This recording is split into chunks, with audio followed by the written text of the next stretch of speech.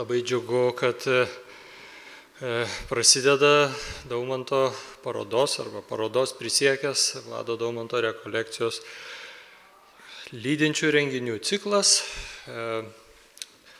Labai išskirtinis, labai gilaus ir svarbaus turinio, ne šiaip kokie susitikimai ir paplepėjimai, bet tai, kas pagilina mūsų žinias apie Daumantą, apie kontekstą, apie tai, kas parodoje eksponuojama ir tai, kas ten netilpo, nebuvo pasakyta. Tai šiandien, šią popietę labai džiugu pristatyti savo mielą bičiulę, daktarę Moniką Šipelytę, kurią pažįstu nuo senų laikų, beveik mažų dienų.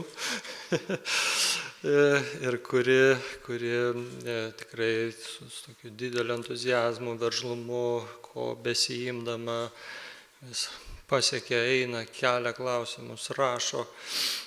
Ir tas nepaprastas dalykas, kad Monika dar labai ir nežinodama apie mane ir mano ryšį su Daumantu atsidūrė Šveicarijoje, atsidūrė Fribūre, atsidūrė ten, kur mes vis dar svajojam tik tai pabūti. Tam turėjo įtakos prancūzų kalbos mokėjimas, tam turėjo įtakos tematika, pasirinkimas tokio mokslinio tyrimų lauko. Tai viskas tokių labai palankių ir lemtingai palankių aplinkybių dėka suvedė. Ir štai šiandien turim galimybę klausytis Monikos paskaitos apie tai, kas išliko, kas buvo, kas galbūt dar ieškotina Fribūre, kas mena Daumantą, jo bendražygius, kaip tai atrodo. Tai ačiū ir gražaus klausimo. Dėkui labai, Vykintai, ačiū visiems susirinkusiem. Pirmą kartą paskaitą skaitau Kaune, tai tikrai labai smagu čia būti. Mano senelių mieste, kuris taip pat man labai artimas ir taip pat buvo artimas Daumantui, tai šitie du miestai, Fribūras ir Kaunas, mus kažkaip sujungia. Tai pabandysiu ir šiek tiek papasakoti, ką sužinau iš savo tyrimų. Ir šiek tiek, kad įvesti į kontekstą, kaip Vykintas ir minėjo, apie daiktus ir žmonės, kuriuos jau dabar galiu sakyti, kad matėte parodoje. Jeigu kažkas užkabins, žinoma, kviečiu dar kartą sugrįžti, pažiūrėti ir panagrinėti. Tai iš Vlado Daumanto Dzimidavičiaus ilgo ir tikrai labai įdomaus gyvenimo pasirinkau vieną jo gyvenimo tarpsnių, kuris, kaip jau irgi Vykintas minėjo, buvo artimiausias mano studijų ir juo labiau disertacijos krypčiai, tai būtent susijusi su lietuviais Pirmojo pasaulinio karo metais Šveicarijoje. Tai tikiuosi, kad tos mano papasakotos istorijos suteiks konteksto tiems ne tik matomiems daiktams, bet ir paraginsiu pasidomėti Daumanto ar kitais ten matomais žmonėmis, skirtingais aspektais ir skirtingomis pusėmis. Tai ašgi pažvelgsiu į jo jaunystės studijų metus, kurie prabėgo Šveicarijoje, Fribūre ir kitose miestuose. Tai pačiose pirmose skaidrėse aš kaip tik ir įdėjau Fribūro miesto, kuris yra Šveicarijos prancūziškoje dalyje, vaizdus 20 amžiaus pradžios atvirukose. Tai pirmąjį matote čia, antrasis šioje skaidrėje. Tai labai paprastai norėčiau pradėti nuo 3 klausimų, kurie, nors atrodo tokie gan paprastučiai, padės susigaudyti, apie ką yra paskaita ir ko kartais nepastebime, bandydami labai sudėtingai ar moksliškai paaiškinti kai kuriuos reiškinius. Tai pirmas, kodėl Daumantas pasirinko Šveicariją ir Fribūrą, ką ten veikia ir kaip sekėsi šios veiklos ir kodėl tai buvo svarbu ir vis dar yra svarbu Lietuvai. Šito momento irgi turėtume nepamiršti, ką manau labai gerai ir šios dienos ekskursija atskleidė, kad daug svarbių dalykų susijungia į vieną tokį ištisą pasakojimą ir modernios Lietuvos kūrimą. Tai Fribūro universitetas, kuris sukurtas pačioje XIX amžiaus pabaigoje Šveicarijoje. Štai skaidrėje matome tas pirmuosius pastatus, kurie tuo metu buvo skirti universitetui ir jis ten būtent pradėjo savo veiklą. Šveicarijoje tuo laiku nebuvo nei vieno katalikiško universiteto ir šis nedidelis viduramžiškas Fribūro miestelis, agrarinio kantono sostinė, buvo pasirinkta neatsitiktinai. Būtent čia kirtosi katalikiškų ir protestantiškų, prancūziškų ir vokiškų kantonų ribos. Kantonai tai Šveicarijos tokie kaip rajonai, galėtume sakyti. Palankiai susikloščius aplinkybėms nuo 1882 iki 1896 gan ilgai truko universiteto kūrimasis ir formavimasis, bet ši mokymo įstaiga jau turėjo teisės, humanitarinių, teologijos ir tiksliųjų mokslų fakultetus. Jo įkūrėjai pasirūpino, kad naujasis universitetas taptų valstybinė institucija. Pirmas ir tuo metu vienintelis tokio tipo universitetas šalyje. Tik teologijos fakultetas buvo patikėtas specialiai tam tikslui miestą pakviestiems dominikonų vienuoliams. Svarbiausia tokio universiteto užduotis buvo lavinti jaunuosius būsimus Europos teisininkus, humanitarijų ir tiksliųjų mokslo atstovus, politikus bei kitus jaunuolius būtent pagal filosofinius Šventojo Tomo Akviniečio mokymų paremtus principus, kuriais rėmėsi ir visas dominikonų ordinas. Taip pat labai svarbi buvo ir socialinės katalikybės idėja, šios doktrinos aplinka. Būtent socialinė katalikybė skatino dvasininkus ir pasauliečius aktyviai veikti modernėjančioje visuomenėje. Tai reiškia, kad katalikų bažnyčios vadovybė skatino kunigus aktyviai dalyvauti socialinėje ir politinėje valstybės veikloje, burtis į katalikiškas organizacijas, kurti krikščionių demokratų partijas ir ieškoti naujų bendravimo su pasauliečiais formų. Šios idėjos kilo kaip būtinybė rasti atsaką radikaliai pasaulietiškai modernybei bei sparčiai populiarėjančiam socializmu grįstam lygybės modeliui. Tai buvo svarbu ne tik XIX-XX amžiaus sandūros Šveicarijoje, bet rado atkarsių ir rytų Europos tautose, ką puikiai žinome iš lietuvių tautinio atgimimo istorijos. Tuo tarpu Fribūro universitetas nuo pat pradžių pasižymėjo dvikalbystę, kuri išlikusi iki šiol. Čia buvo dėstoma ir prancūzų, ir vokiečių kalbomis lygiagrečiai, o teologija lotynų kalba. Visi šie faktoriai lėmė, kad nuo pat įkūrimo šis universitetas buvo tarptautinis tiek savo profesorių, tiek studentų kilme.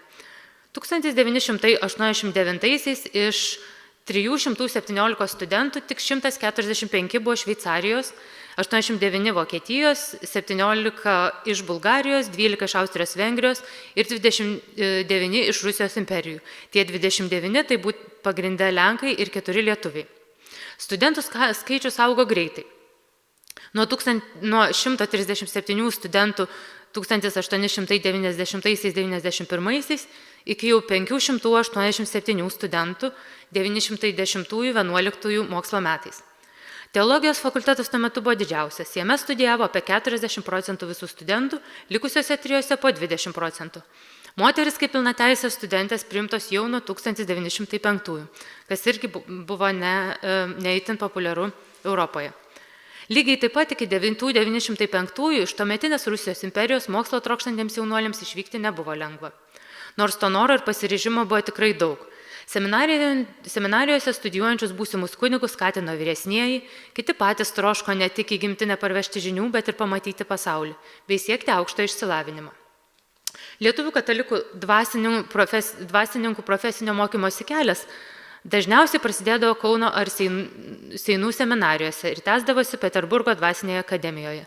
Ja baigė jaunieji kunigai, kuriems gabumai ir socialinės galimybės leisdavo, bandydavo siekti teologijos ar filosofijos mokslų daktaro laipsnio katalikiškose Europos universitetuose Romoje, Miunchene, Liuvene ir Fribūre. Tai kaip matome, pagrindinės šalis buvo Italija, Vokietija, Belgija ar Šveicarija.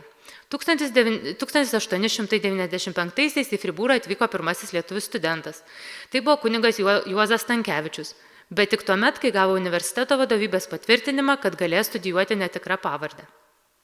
Tai buvo svarbus faktorius. Tik prisidengęs slapyvardžiais ar kitomis pavardėmis, pirmieji studentai galėjo atsidurti universiteto sąrašuose, nes dažniausiai į Šveicariją važiuodavo kabutėse gydytis, nes tik taip galėjo gauti užsienio pasą ir kirsti Rusijos imperijos sieną. Nors į universitetą atvykęs jau 1912 ir mūsų parodos herojus savo slapyvardį Daumantas ėmė vartoti vis dažniau.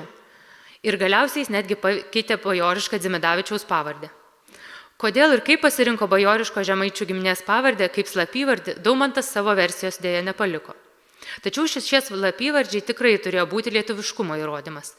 Tuo metu jau tautiškai save su lietuvybė tapatinę jaunuoliai norėjo išsiskirti ir iš bendro imperinio konteksto, o vėliau buvo labai svarbu atsiskirti nuo Lenkų studentų. Kitas faktorius, kurį būtina aptarti, norint suprasti, kad kelias į studijas tikrai nebuvo lengvas, tai finansinė pusė. Į Fribūro universitetą priimami, o pirmojo pasaulinio karo metais ir į Šveicariją įleidžiami buvo tik tie, kurie galėjo patvirtinti, kad sugebės susimokėti už studijas bei pragyventi šioje šalyje. Tie, kurie neturėjo asmeninių ar šeimos lėšų, galėjo remtis pažįstamų mecenatų, taip kaip Vladas Daumantas, ar šalpos organizacijų, parama bei stipendijomis. Vėliau jau patys buvę studentai kūrė savišalpos organizacijas, kurių dėka jaunieji kolegos gavo galimybę studijuoti Fribūro ar kitose universitetuose tarpukario metais. Taigi laikotarpiu, kai Vladas Daumantas mokėsi Fribūro universitete, lietuvių skaičius vyravo nuo 100 iki 37 studentų. Šiek tiek jų sumažėjo prasidėjus Pirmajam pasauliniam karui. Bet tai vis tiek leido sukurti tikrai nemažą ir aktyvę lietuvių koloniją. Kaip girdėjome, kokie skaičiai bendri universiteto studentų tuo metu buvo. Štai kairėje matome nuotrauką būtent iš to laiko, įamžintą kelionę į būsimą studijų miestą. Joje Vladui Daumantui 27. Nes minėtos aplinkybės lėmė, kad to meto studentai pradėdavo siekti aukštojo mokslo šiek tiek vėliau negu šiais laikais.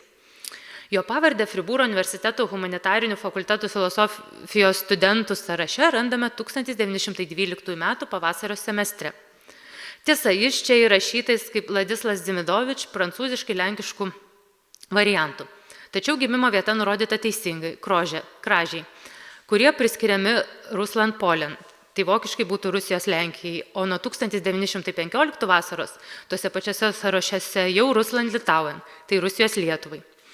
Tuo metu universitete filosofijos studentams buvo dėstomi tokie dalykai kaip filosofija, pedagogika, sanskrito, klasikinė vokiečių, prancūzų, italų, slavų kalbos ir literatūra, meno istorija, bažnytinės ir pasaulietinės muzikos teorija bei istorija, pagalbiniai istorijos mokslai ir civilizacijų istorija. Daumantas studijas baigė 1917-18 žiemos semestre. Šalia Daumanto šioje skaidrėje matome du jo kolegas, taip pat Fribūro universiteto studentus. Tai Juozas Purickis viduryje ir Antanas Steponaitis dešinėje. Tikriausiai jie visi susipažino, kuomet apsigyveno užsieniečių studentų bendrabutyje Albertinum, veikusiame Dominikono vienuolyno pastatuose. Tai irgi turime jo nuotraukoje, matome, kaip šis pastatas atrodė 20 amžiaus pradžioje ir kaip atrodo dabar. Daumantas jame gyveno visą studijų laiką iki pat 917-ųjų, Juozas Purickis čia persikėlė 1914-15 žiemą, perėjęs iš teologijos į humanitarinį fakultetą, o Antanas Steponaitis prisijungė dar po metų. Dar trumpai reikėtų paaiškinti, kasgi buvo šie Daumanto draugai bei kolegos, nes juos dar nekartą minėsime bendrose veiklose. Žvelgiant į ateitį, Purickis Fribūro universitete 1919 apsigins disertaciją apie protestantizmą Lietuvoje, o dar 1918 m. rudenį bus priimtas į Lietuvos valstybės tarybą. Dirbs Berlyne ir 1920 taps Lietuvos Respublikos užsienio reikalų ministru. Tuo tarpu Steponaitis, kunigas, būsimos Lituanija draugijos nukentėjusiems nuo karo šelpti vadovas, aktyvus lietuvių Šveicarijoje organizacijų narys, vėliau beveik vienintelis tiesiog tęsęs savo kunigystės karjerą. Tačiau, kol šie vaikinai dar tik paprasti studentai, jų bendra veikla prasideda lietuviškosios studentų organizacijos atnaujinimu ir darbais joje. Tiek pasikeitusią politinę situaciją, atsiprašau, ne tas lapas, Fribūre veikia Lietuvų studentų draugija Rūta, bent jau skaidrėta, kuri, kaip matome iš jos herbo, buvo įkurta dar 1899, gegužės 7. Labai gerą apibūdinimą, kaip šita draugija gyveno, randame iš Pranciškaus Petro Būčio, kuris tuo metu slapta studijavo Fribūre, citatos. Nors jisai pats ir dalyvavo šitame draugijos įkūrime, mano manimu, ir po daugiau negu 10-mečio studentų buitis ir kasdienybė atrodė labai panašiai, tad pacituosiu jo pastraipą. Citata. Fribūre veikia tokia lietuvių studentų draugija Rūta, įkurta 1899 gegužę. Jos įstatai katalikiški, o nariai kunigai, nes kitokių nebuvo. Rūta turėjo nusisamdžiusi kambarėlį, vietinės katalikų organizacijos Cercle Catholique Troboje. Už tą kambarėlį mokėdavome 25 frankus į mėnesį ir naudodavomės juo nuo ankstyvaus ryto iki vėlyvo vakaro. 15 minučių po 10 vakare skambindavo varpas. Tas vadinosi ugnies gesinimu, QVF. Nuo to momento, kas darydavo mieste triukšmą, tą policiją bausdavo. Nuo to momento ir mūsų kambarėlis turėjo būti uždarytas. Tame kambarėje buvo spinta su Rūtos dokumentais, rašomąją medžiagą ir knygomis. Turėjome didelio formato gerai įrištą iš drobinio popieriaus sudarytą knygą, į kurią rašydavome Fribūro lietuvių kroniką. Jos vedėjas buvo kunigas Jonas Totoraitis, nes jis studijavo istoriją. Iš šios citatos pabaiga. Iš šios citatos matome, kad aplink draugiją ir jos patalpas virė daugumos jos narių gyvenimas ne paskaitų metu, bet kiekvieną dieną dažniausiai nuo ankstyvo ryto iki vėlyvo vakaro. O ką dar veikdavo šie aktyvūs studentai? Štai šioje nuotraukoje kairėje matome vieną iš tokių susibūrimų tarp 1912-15 metų. Pirmoje eilėje pirmas iš kairės sėdi Juozas Purickis, toje pačioje eilėje trečias Vladas Daumantas, o antroje eilėje antras iš dešinės Antanas Steponaitis.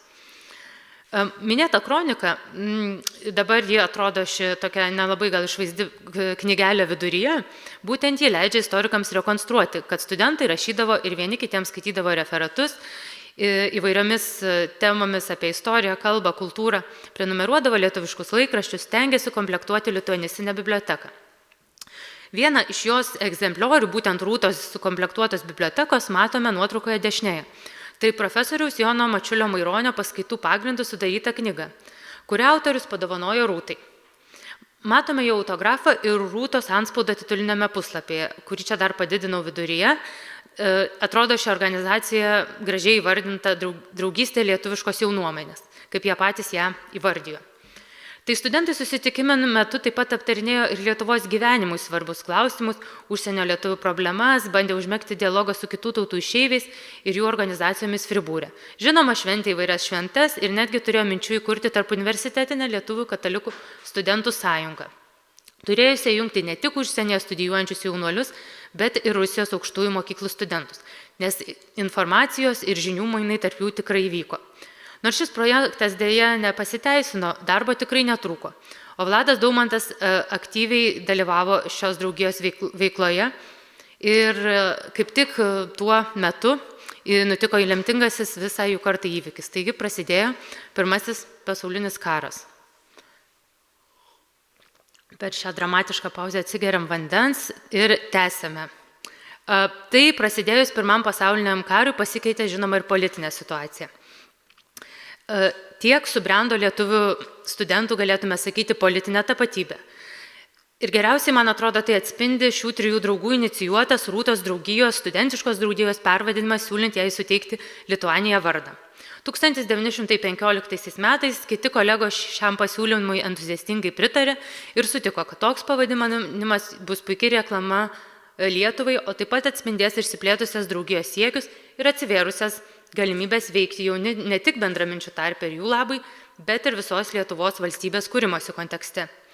Nors čia šią raudoną matome vėliavą Lituanija draugijai pasiūta jau tarpukariu, jos idėja ir vaizdinys atėjo būtent iš karo metų, kuomet aktyviai imta propaguoti Lietuvos nepriklausomybės idėją. Ir šalia tai yra raštas būtent patvirtinantis iniciatyvą ir draugijos pavadinimo oficialų pakeitimą. Pereidami prie pasakojimo dalies apie Vlado Daumanto įsitraukimo į politinę veiklą ir jos simbolių kūrimą, kurių tikrai nemažai matėme ir dar galėsime patyrinėti parodoje, negalime nepaminėti vieno asmens, kuris būtent ir paskatino Fribūro studentus lietuvius pradėti ne tik galvoti apie atstovavimą Lietuvai, bet ir kovoti dėl tos nepriklausomybės ir praminti būsimą diplomatų kelią. Tai šis žmogus tai Juozas Gabrys Paršaitis, nors lietuvybės veikloje dalyvavęs jau nuo gimnazijos laikų, bėgti iš Lietuvos jam teko po 906 metų, būtent po Didžiojo Vilniaus Seimo, kuriame buvo sekretoriumi. Taigi Odesos universitete Gabrys studijavo teisę, o 907 persikėlė į Paryžių ir tęsdamas studijas ėmėsi organizuoti Lietuvių informacijos biurą. 1911 metais įkurtos organizacijos pagrindinis tikslas buvo garsinti lietuvius ir jų siekius vakarų Europoje. Būtent leidžiant spaudą, rengiant konferencijas, kuriant lietuviams atstovaujančias organizacijas. Prasidėjus Pirmajam pasauliniam karui ir Lietuvą 1915 m. rudenį okupavus kaizerinės Vokietijos kariuomeniai, tapo sunku propaguoti lietuviškas idėjas su Rusija vienoje pusėje kariaujančioje Prancūzijoje. Todėl Gabrys perkelė ir savo biurą į neutraliąją Šveicariją, persikėlė pats. Čia taip pat buvo patogiau laikyti ryšių su Vokietijos imperijos pareigūnais, kurie visgi faktiškai valdė Lietuvą. Taip Fribūre jo keliai susikirto su Vladu Daumantu ir kitais studijuojančiais lietuviais. Šio pasakojimo yra dvi versijos. Viena, kad būtent jie susirašinėjo jau iš anksto ir Gabrys tikslingai juos kreipėsi atvykęs. Kita, turbūt paties Gabrio versija, kad pirmą atvyko į Fribūrą, o tada jau ką ten rado ir kas buvo, su tais ir teko dirbti. Tai matyt, tiesa yra kažkur tarp vidurį, bet yra įrodymų, kad jie jau susirašinėjo iki tol ir tas biuro perkelimas į Šveicariją tikrai nebuvo atsitiktinis, nes daug Gabrio kolegų iš Paryžiaus padarė tą patį ir jie toliau bendravo Šveicarijoje. Nors ši šalis buvo neutrali pirmajame pasaulinėme kare, čia irgi buvo jaučiami nepritekliai ir aplinkinių valstybių politinis spaudimas. Nors Fribūro universitetas stengiasi šioje situacijoje vienodai pagelbėti visų šalių profesoriams ir studentams, pavyzdžiui, siekia, kad visos šalis pripažintų per karą išduotus diplomus, tačiau griežtai netoleravo jokios politinės propagandos. Šis tarptautiškas miestas ir taip kentėjo ne tik nuo pabėgėlių problemos, bet ir nuo naujas valstybės siekiančių sukurti tautų atstovų susidūrimų.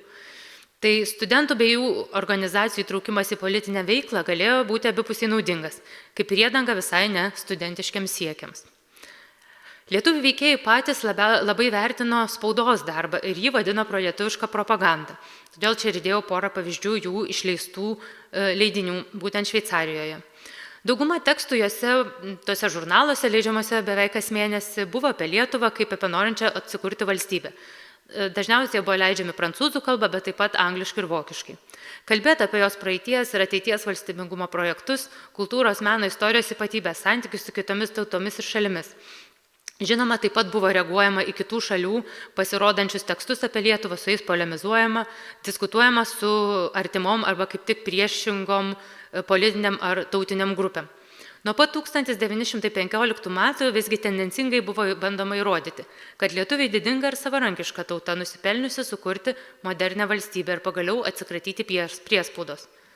1916-17 metais šioje spaudoje buvo labai varijuojama, bandoma kartais prisitaikyti prie Vokietijos valdžiai priimtinų teiginių ir kartoti jos propagandinės klišės, bet kartais būdavo itin aršiai puolama būtent tai, kas vyko Lietuvoje, imperijos karinė administracija, politika ar net vokiečių tauta. Būtent tai prasidėjus dėrybom dėl Lietuvos tarybos rinkimų Vilniuje imta naudoti kaip spaudimo priemonė, reikalaujant nuolaidų lietuviams, kitaip Šveicarijoje šitie nenaudingi ir priešiški Vokietijai tekstai tęsis. Sekančioje skaidrėje įdėjau pavyzdį dar vienos vietos, kur Šveicarijoje veikia lietuviai, tai būtent Juozo Gabrio nuomotos vilos Lozanoje, kurioje veikia Lietuvių informacijos biuras.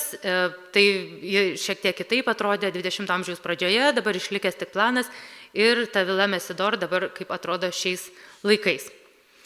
Tai šitie naujieji Fribūre rastieji Juozo Gabrio bendradarbiai greitai pasiskirstė veiklas, kuriems jiems geriausiai sekėsi atlikti ir turbūt kurias patys jautėsi darantis prasmingiausiai.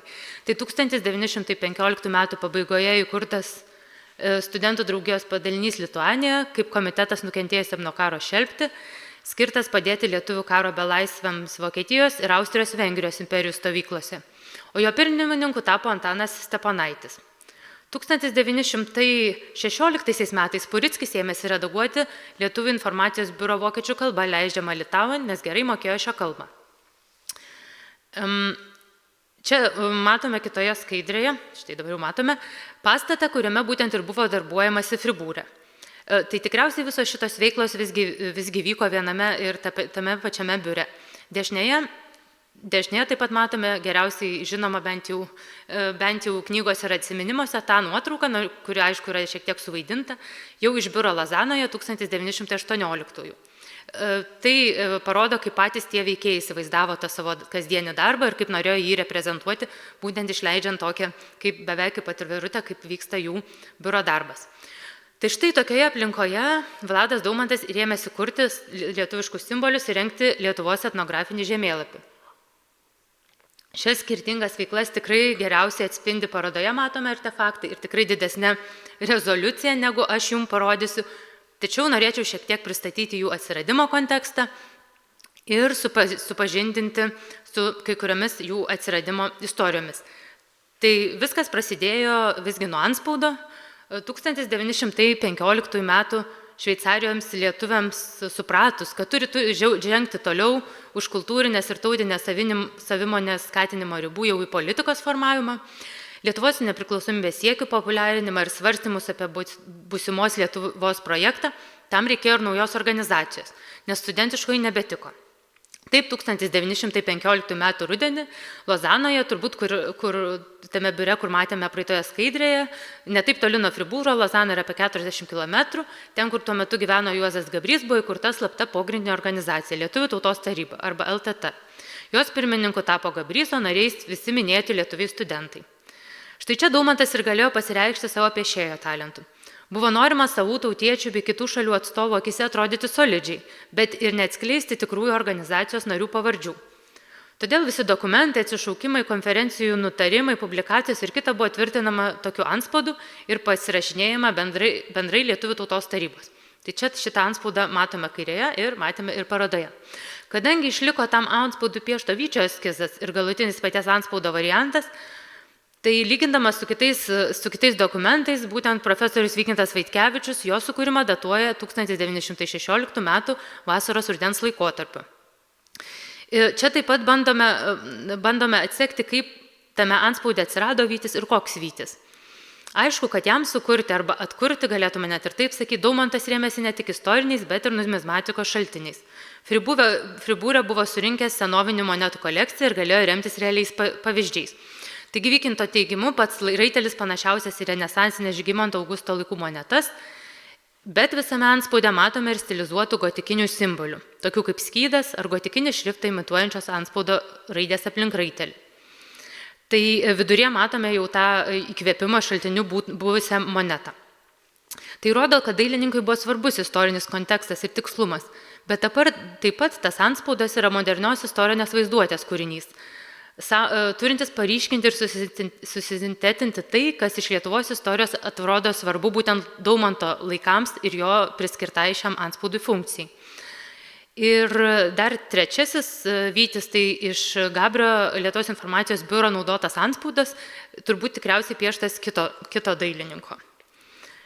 Tai prieš pereidami prie klausimo, kodėl ir kaip Daumantas gavo kitą užduotį, būtent rengti etnografinį Lietuvos žemėlapį, kurį didelį matėte parodoje, dar reikėtų pakomentuoti vieną reiškinį, kuris buvo svarbus turbūt ir be kurio nebūtų atsiradęs nei tas antspaudas, nei reikmė tokio tikslaus žemėlapio.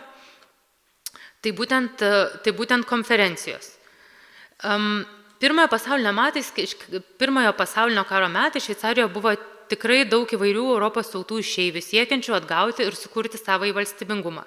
Lietuviai tikrai buvo ne vieninteliai. Tuo metu ta tautinė ar tarptautinė konferencija kaip žanras, kaip renginio pobūdis buvo matoma kaip būdas suburti vienos ar kelių tautų atstovus, kuriuos jungtų panašios politinės ar kultūrinės idėjos. Tai irgi nebuvo naujas reiškinys, tiesiog jis buvo pritaikytas kaip šitam tautinių konferencijų formatui ir kiekvienos tautos ateities svarstymui. Tai čia matome tokį gan ilgą sąrašą pasaulinio karo metais vykusių lietuvių konferencijų Šveicarijoje. Jų datų įsiminti tikrai nereikia, bet jos paliko daug mums šaltinių, todėl daug galime pasakyti apie tai, kas tuo metu vyko. Ir tai buvo pirmųjų modernios Lietuvos diplomatų mąstymas, valstybės idėjos, su kuriomis vis dar gyvename šiandien. Būtent ten jos buvo diskutuojamas ir po jų paliktose šaltiniuose užfiksuotos. Tai taip pat konferencijos tapo erdve, kuriuose diskutuojant apie laiko aktualijas gimdavo įvairūs projektai, rezoliucijos, memorandumai į išorę, būtent siekia Europos ir pasaulio galingosius informuoti apie tautinės ar valstybinės aspiracijas. Iš pradžių lietuvių, po to jau Lietuvos. Didžiųjų šalių interesai, aišku, mažųjų tautų atžvilgių buvo gana siekiantis išnaudojimo arba kitaip tariant utilitariniai. Siekta nebūtinai jų ir priklausomybės, bet jų nepriklausomybės trauškimą išnaudoti, parodant savo kovą už bendrą tautų laisvę ir lygybę arba kaip derybinę poziciją su savo oponentu ar tuo metu karo priešu. Šveicarijoje susitelkę tautinės ir tarptautinės organizacijos buvo puikūs taikiniai ir abiejų kariaujančių pusių žvalgyboms. To irgi nereikėtų pamiršti. Todėl lietuvių konferencijos, tos, kur čia šiame sąraše surašytos, dažniausiai nebūdavo viešos. Buvo keičiamos susirinkimų vietos bei sugalvojami miestų, kuriuose jos niekada nevyko pavadinimai, slepiami dalyvių sąrašai ar jau spaudoje paskelbus nutarimus pakeičios emocijų datos. Taigi šių susitikimų Šveicarijoje tikslas turbūt buvo ir daug paprastesnis – susitarti, susiburti su savais lietuvių veikėjais, juos pritraukti iš kitų emigracijos centrų, tokių kaip Skandinavija, JAV bei okupuotos Lietuvos. Tai jos būtent atskleidžia ir kaip buvo įsivaizduojamas atstovavimo Lietuvai principas, kokios idėjos veikia priimamus sprendimus ir kaip tarptautinės politikos situacija keitė intelektualų netgi tarpusavio santykius. Daugumoje jų Vladas Daumantas dalyvavo, rengė dokumentus ir tekstus, protokolavo ir padėjo įgyvendinti praktinę, ne tik vizualinę jų pusę. Pirmasis plačiai pasklidęs Lietuvių tautos tarybos dokumentas, prie kurio parengimo tikrai prisidėjo ir Daumantas, tai memorandumas dėl nepriklausomos Lietuvos atkūrimo. Prancūzų kalba išleistas 1916 metų pabaigoje. Jo taip pat vieną egzempliorių, tikrai gražesnį negu aš išdėjau iš savo disertacijos, matėte ir parodoje. Šis memorandumas buvo išleistas reaguojant į Vokietijos ir Austrijos Vengrijos imperijų paskelbtą Lietuvos autonomiją, Lenkijos autonomiją ir jau buvo perrištas lietuviškų tautinių spalvų juostelėmis, tokias kaip mes jas įsivaizduojame dabar. Jame buvo žemėlapių vaizduojančių praeities ir galimas ateities Lietuvos teritorijas. Šioje supaprastintoje kopijoje būtent ir matome tuos kelis istorinius žemėlapius. Tačiau ilgai nebuvo žinoma, kur dingęs ar išsiųstas pačios pirmosios ant geresnės kokybės popieriaus atspausdintos serijos pats pirmasis egzempliorius. Ogi pasirodo, Daumantas jį buvo pasilikęs savo. Tikriausiai kaip pavyzdys sėkmingo ir jam labai svarbaus darbo. Taip jis pasiekė mus ir galime jį pamatyti parodoje ir įvertinti. Apie ką buvo visgi šis dokumentas ir ką apie Lietuvą norėjo pranešti tuo metu Europos ir pasaulio lyderiams mūsų aptariami veikėjai. Pagrindinė mintis, kurią taip pat suprato ir Vokietijos imperijos pareigūnai, lietuviai reikalavo nepriklausomos monarchinės konstitucinės valstybės su sostinė Vilniuje. Kad toks maksimalistinis planas buvo nerealus 1916 metų sąlygomis, suprato ir patys rengėjai ir šį projektą skaičiusieji. Nepaisant to, buvo siūloma dėrėtis dėl tuometinių sąlygų Lietuvoje palengvinimo ir okupacinės valdžios bendradarbiavimo su lietuvių atstovais, panašių teisių kaip Lenkijai suteikimo. Memorandumą sudarė 3 dalis. Įžangoje apeliuojama į tuo metu pasaulio lyderių išreikštas mintis, kad vykstantis karas tautas išlaisvinantis karas ir Lietuvai to paties reikalaujama. Antroji dalis, nepriklausomos Lietuvos atstatymas, pasakoja didingą LDK istoriją, kuri yra kaip argumentas atkurti valstybingumą, neatsiribojant nuo istorinio pamato. Čia taip pat pateikiami lietuvių konferencijų nutarimai, skelbia griežtą būsimos valstybės atsiribojimą tiek nuo Rusijos imperijos, tiek nuo naujai kuriamos Lenkijos. Trečiojoje dalyje būtent ir diskutuojama su kai kurių Lenkijos politinių srovių siekiais atkurti buvusią abiejų tautų respubliką arba prijungti Lietuvą prie kitų bendrų projektų. Pabaigoje dar kartą akcentuojamas subrendęs lietuvių tautos politiškumas ir pajėgumas kurti savo modernę valstybę, niekam kitam nepatikint šitos teisės. Nors tuomet šis dokumentas neturėjo konkrečios įtakos politiniams sprendimams, lietuvių savarankiškumo atžvilgių, tačiau buvo svarbus pačių organizacijų veikloje.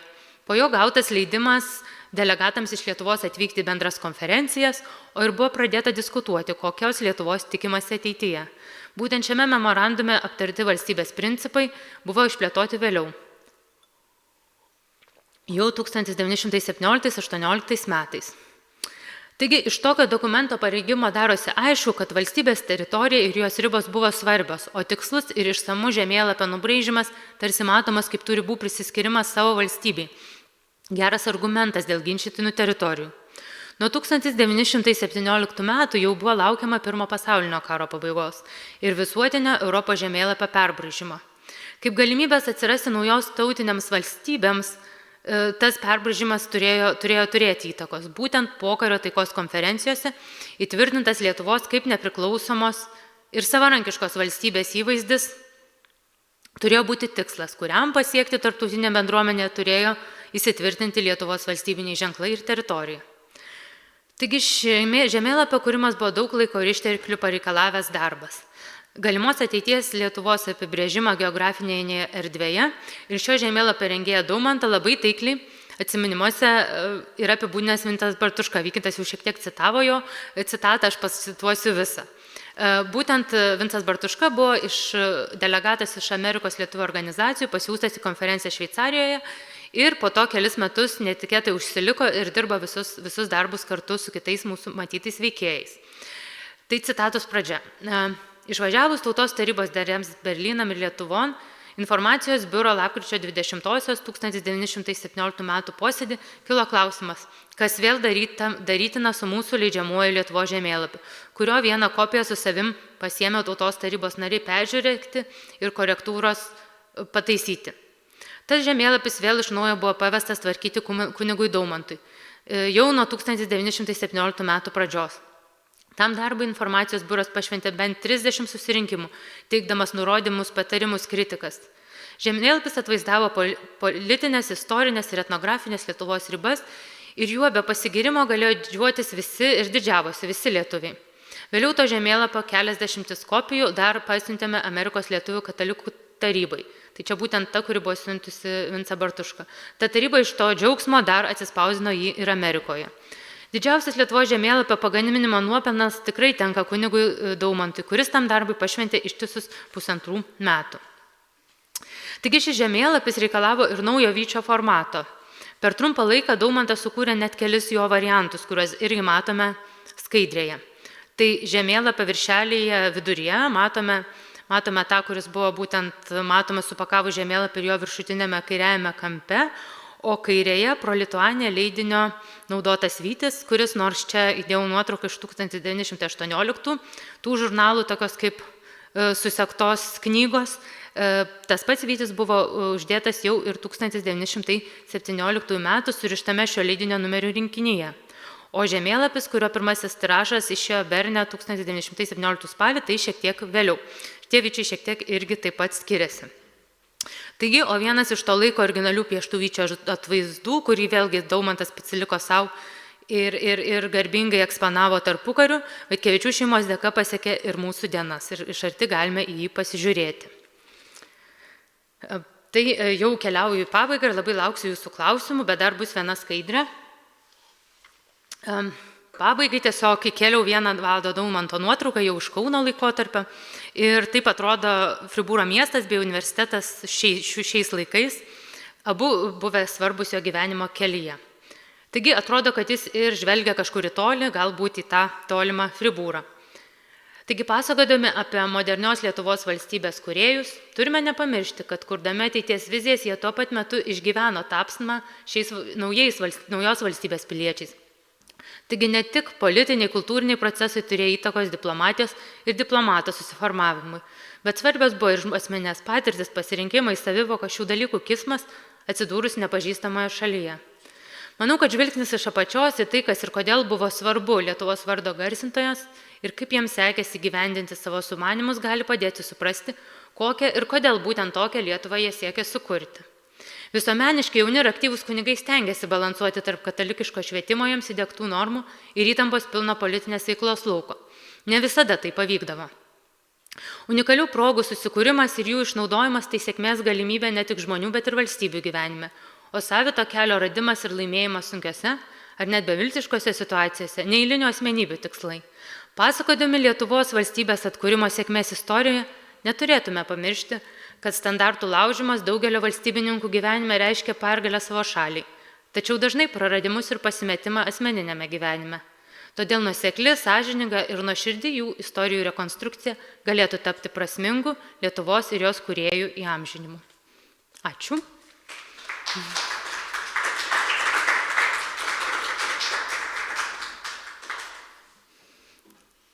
Labai laukiu su klausimu.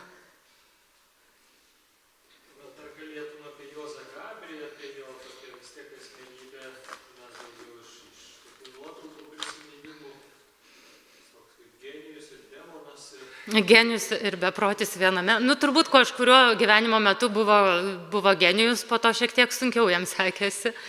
Tai Juozo Gabrio turbūt pagrindinė veikla dar prasidėjo, kaip ir minėjau, šiek tiek anksčiau ir tai, kad Daumantas ir jo kolegos buvo truputėlį jaunesni, bet irgi nežymiai.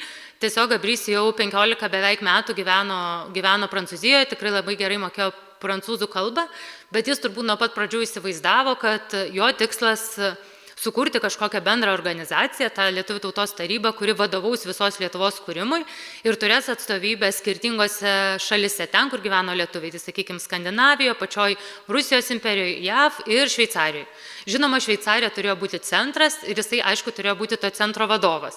Tai, kad tikrai žmogus turės labai didelių ambicijų ir pradžioje turbūt pateisinęs tas ambicijas ir lėšas jam skirtas ir tikrai aktyviai ir sąžiningai dirbęs, vėliau tos ambicijos šiek tiek perėmė valdžią ir ko Gabrys nepastebėjo, kad visgi ta jaunoji karta, Daumantas, Purickis net po to jaunesnieji už juos, kūrė visai kitokią valstybę ir kažkaip kitaip konstravo tą diplomatiją, politiką, jau ne pagal asmenybės ir kažkokius gabumus, bet daugiau, galėčiau pasakyti, įsivažiavo toks labiau biurokratinis darbas, kad tu turi dirbti komandoje, kad tu turi dirbti kartu, kad visi turime vienas kitą palaikyti. Ir net tada, kai kūrėsi ministerijos, aišku, buvo daug labai tokių įtakos sferų ir tiesiog laimėjo, galėtume sakyti, Antano Smetonos ir Valdemaro grupė, kuri tą patį Gabrį išmetė iš aktyvios Lietuvos politikos būtent Lietuvoje.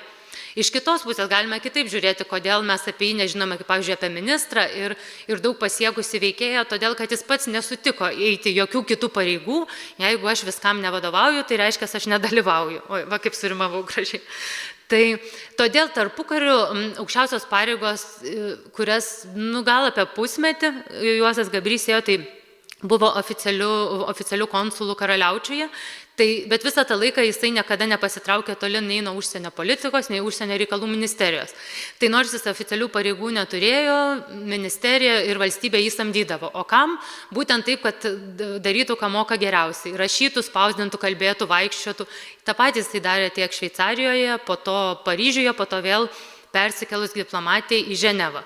Tai kartais net jisai pats suorganizuodavo kokį skandalą ir jį suvaidindavo, kad po to galėtų prašyti pinigų už tai, kad tą skandalą užglaistytų. Tai žodžiu, sukosi kaip galėjo ir šitą visą jo veiklą daug jau jo bendramžių ir bendradarbių tikrai labai ironizavo. Savo atsiminimuose ir dokumentuose, kuriuos jisai palikęs, jis visgi tai gal matė kaip didų Lietuvos gelbėjimo darbą ir kovą su kartais jau po to nematomais priešais. Tai žmogus tikrai buvo įdomus ir ką galėtume pasakyti ir turbūt Daumanto gyvenime jam užskaityti ir priskaityti, kad tai buvo pirmasis diplomatijos mokytojas tikrai, bet jisai mokė tos labiau tokios saloninės, kultūrinės, imperinės diplomatijos, kuri nors tikrai buvo svarbi ir tarpukariu, ir tarp pačioje Ženevoje, dalyvavo visi aristokratai su tais pačiais titulais, kažkaip valstybės pradėjo veikti kitaip ir ta biurokratinė mašina veikia jau kitais principais. Ir Gabrys labai stengiasi taip pat pakliūti ir Tautų sąjungoje ir dalyvauti joje, bet vėlgi buvo laikomas daugiau, negali sakyti dėl pramogos, bet visai dėl kitų tikslų, negu kuriais nukeliavo Lietuvos valstybė. Ir jis, aišku, dėl to labai pyko. Ir tų dažnų susidūrimų, nesusipratimų ir visokių dramatiškų istorijų kontekste mes turim tikrai labai daug ir įdomių šaltinių apie jį. Tikrai nebuvo nuobodus ir turbūt kiekvienas Lietuvos diplomatas ar politinis veikėjas žymesnis yra pasisakęs apie jį ir turėjęs savo nuomonę ir dauguma iš jų ir teisėsi netgi teismuose, dažniausiai už abipusį garbės orumo įžeidimą ir panašius dalykus. Tad žodžiu, nelabai skiriasi dabartį, man atrodo, jis irgi pritaptų ir net galėtume pagalvoti, į kokį veikėją galėtų būti panašus. Čia nespaudai.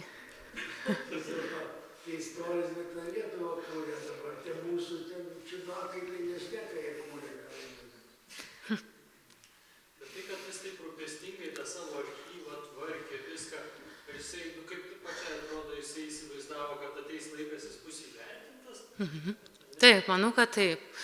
Tie vėlesnieji jo darbai, turbūt kažkada suvykintai irgi esam kalbę apie tai, kad jisai Antro pasaulinio karo metais vis dar bandė kažką susirišti ir tiesiog pasigavo turbūt, kad KGB žvalgyba ir bandė išnaudoti savo reikalams, vis dar bandė sulaukti to savo šlovės valandos ir netgi jau po to diplomatams, tokiam Albertui Geručiui, kuris išsaugo visą Gabrio archyvą, važiuojant pas jo našlę Šveicarijoje ir bandant kalbėtis, prašyti tų dokumentų. Jinai, kadangi dirbu su Gabriu beveik nuo pat pradžios, irgi sakė, kad priešingai negu Daumantienė, kad arba jūs nuperkate viską, sumokat man milijoną pinigų, nes čia yra valstybės paslaptis, arba aš nieko neduosiu. Tai dauguma tų dokumentų žuvo po kiaurų stogų ir panašiais dalykais, jų sodyba buvo tiesiog išparduota ir Gerutis išgelbėjo jau paskutinę akimirką vežamus sudeginti tos dokumentus, nes Šveicarijoje yra labai paprasta sistema, kodėl dabar nebėra ir Juozo Gabrio kapo, tiesa, nedėjau čia nuotraukos su jo marmuriniu biustu, nes jeigu 50 metų niekas nelanko, netvarko kapo ir nemoka už jį, tiesiog užlaidojami kiti žmonės ir kai aš buvau jau dabar prieš 10 metį, jau buvo ką tik biustas nuneštas ir žmonės perlaidoti. Tai jis kažkur galbūt yra, nes Šveicarijoje visi dalykai nedingsta, jie tiesiog padedami kitą vietą, bet man, pavyzdžiui, nepavyko surasti, kaip ir jų sodyba, tiesiog ten gyvena kiti žmonės ir 61-aisiais jie atsikraustė ir iškraustė. Tai manau, kadangi neturėjo palikuonių, neturėjo kažko, kas viską išsaugotų.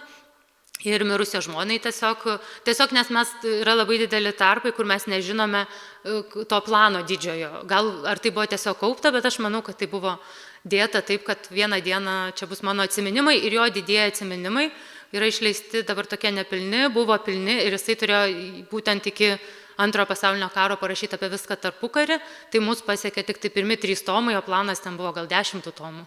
Tai aš nežinau, ar jis juos parašė, ar jie tiesiog dingo, ar niekada nebuvo parašyti. Vat pavyzdžiui.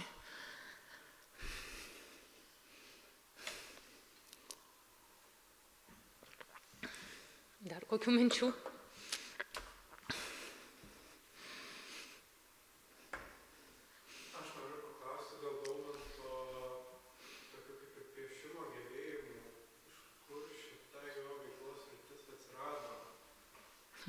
Čia gal Vykintas geriau galėtų atsakyti, bet man atrodo, kad čia jau, aš tai šiaip manau, kad talentas jisai neatsiranda, arba turi, arba neturi, tai turbūt su juo yra gimstama, bet kada buvo tas pirmasis impulsas, nes jau jisai, kaip ir jau ganėtinai brandus žmogus, 27 metų atvažiavęs ir jo ankstesni piešiniai, jau jie atrodo, kad beveik tobuli, kad žmogus jau žino, kad daro puikiai, piešia iš natūros, puikiai kopijuoja, netgi, sakykime, kuria grafinį dizainą, kad nors tuo metu nebuvo tokio termino.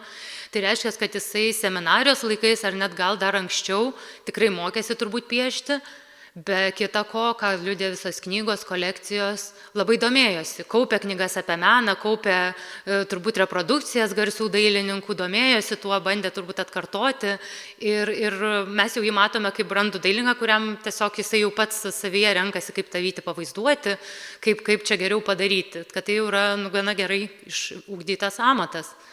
Tai nežinau.